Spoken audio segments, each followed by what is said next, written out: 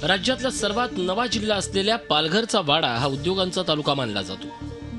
Videocon, Coca Cola यासारखे अनेक प्रसिद्ध ब्रँड इथं तयार होतात। मात्र इथल्या उद्योगांना आता घरघर लागली आहे। इथं पूर्वी 70 ते 75 स्टील कारखाने होते, आता यातले केवळ 18-19 कारखाने शिल्लक राहिलेत। शासनाच्या सातत्यानं बदलणाऱ्या धोरणामुळे एक एक करून उद्योग बंद पडतायत। आता औद्योगिक ग्राहकांसाठी आणलेल्या सवलतीचाही पालघर जिल्ह्यातल्या उद्योगांना फटका बसणार आहे।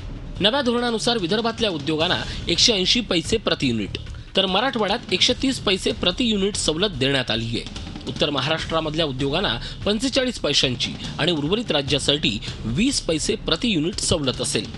ही तफावत पालघरमधल्या उद्योगाच्या मुळावर उठणार आहे, कारण इथल्या तुलनेत कमी दरात वीज मिळाल्यानं विदर्भ, मराठवाडा आणि उत्तर महाराष्ट्रात तयार झालेल्या वस्तू स्वस्त असतील। वीज महाग पडत असल्यानं इथले उद्योगही राज्यात अन्यत्र किंवा बाहेरच्या राज्यात जाण्याची शक्यता असून यामुळे जिल्ह्यातल्या तरुणांवर बेरोजगारीची टांगती तलवार आहे। शासनाने कमीत कमी विजेचे दर कमी केले पाहिजेत, इंडस्ट्रीसाठी काहीतरी फॅसिलिटी दिल्या पाहिजेत, तरच इथं कारखाने टिकतील, नाही तर कारखाने टिकणार नाही आणि इथल्या स्थानिकांना रोजगार मिळणार नाही। शिवाय या कंपन्यांवर अवलंबून असलेल्या अनेक व्यवसायांनाही घरघर लागली आहे। कंपन्यांमधल्या कामगारांसाठी बांधलेल्या भाड्याच्या खोल्या रिकाम्या पडल्या आहेत। कारखानदारी वाढल्यानंतर काही तरुणांनी कर्ज काढून रिक्षा घेतल्या, त्यांच्याही रोजगाराचा प्रश्न गंभीर बनलाय।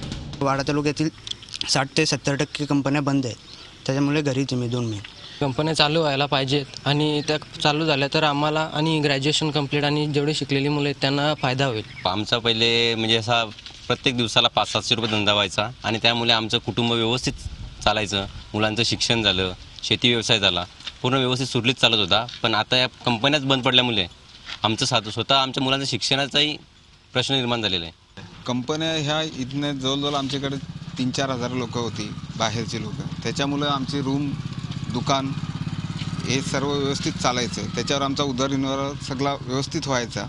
पण ज्या दिवसापासून कंपन्या बंद झाल्या त्या दिवसापासून आमचा संपूर्ण म्हणजे व्यवहार ठप्प झाला। याबाबत विचार विनिमय सुरू आहे। लवकरच तोडगा काढला जाईल असं पुस्तकी उत्तर देऊन पालकमंत्री बोळवण करतायत। ते बंद पडू नयेत म्हणून आमचे प्रयत्न चालले आहेत। माननीय मुख्यमंत्र्यांच्याकडे आमची बैठक झालेली आहे आणि आता जे विदर्भ आणि मराठवाड्याला जे पॅकेज दिले आहे तशाच प्रकारचे पॅकेज द्यावं त्यांनी ते मान्य केलेलं आहे आणि त्यांना निश्चितपणे त्याच्यामध्ये दिलासा मिळेल। मुळात एकाच राज्यातल्या 2 विभागांना वेगवेगळी सवलत का असा प्रश्न उद्योजक आणि कामगार विचारतायत। मुख्यमंत्री विदर्भातले असल्यानं तिथल्या उद्योगांना झुकतं माप दिलं जात असल्याची अनेकांची भावना आहे।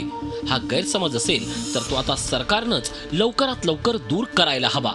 कपिल राऊत, झी मीडिया, वाडा, पालघर। झी 24 तास रहा एक पाऊल पुढे।